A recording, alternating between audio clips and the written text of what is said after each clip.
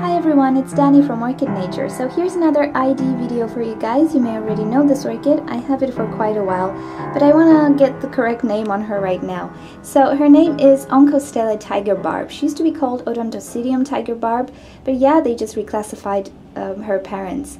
Now she's a cross between a Rhynchostele maculata and a Oncidium Tiger Hambühren. I really don't know how to pronounce this, but I do have the name in the description.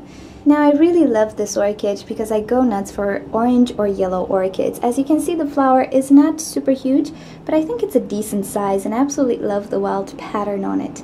Now the bad thing about this orchid is that the flowers themselves don't necessarily last that long. You might probably get 2 or 3 weeks from each flower, and by the time the last flower opens, the flowers from the base will start to wilt. This happened to me last year as well.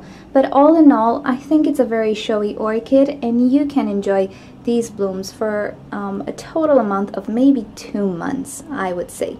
Anyway, it's not what I would call a super fragrant orchid. It does have that sort of a plasticky smell to it, like Odontocidium or Odontoglossum orchids have. But when the sun hits this orchid, the fragrance kind of changes into something more pleasant, slightly floral, still slightly plasticky, but anyway, it's much more pleasant than the smell it has in the days that are cloudy.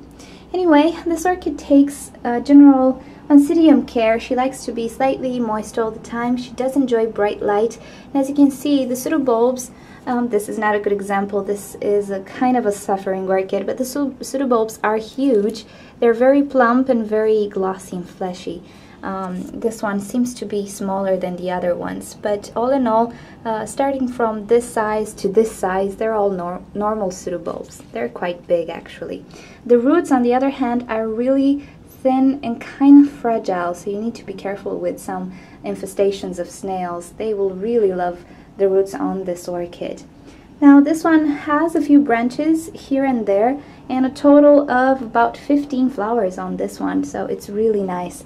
But anyway, it is a very pretty orchid to have. The flower spike is kind of long and it's not super stiff. If I would just pin this, it would go to the side. So the flower spike really does need to be staked. It's pretty long and it's not that stiff because the flowers are kind of heavy. But anyway, yes, as I was saying, all in all, it's a beautiful orchid to have, and it's easy to care for if you have some experience with Oncidium orchids. Other than that, yeah, just enjoy the blooms. They're very nice, look like little stars. Okay guys, hope you enjoyed this video. You can find this orchid in grocery shops sometimes. You can also try orchid nurseries, of course, and online shops. It's not a rare orchid as far as I know, so I think you have great chances to actually finding this orchid. So thank you for joining, and if you want to see other ID videos, just subscribe to my channel. I will try to identify as many orchids as I can for you guys.